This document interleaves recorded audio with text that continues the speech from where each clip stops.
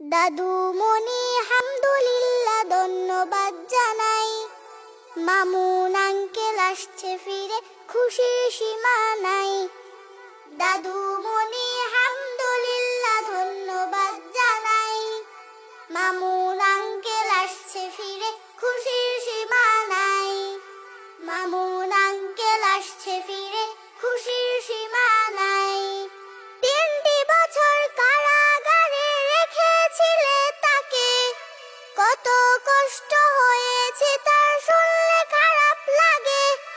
3টি বছর কারাগারে রেখেছিলে তাকে, কত কষ্ট হয়েছে তার শুনলে খারাপ লাগে। আজকে দাদু ঈদের হাসি হাসছে জিমাম ভাই। আজকে দাদু ঈদের হাসি হাসছে ছোট ভাই। মামুন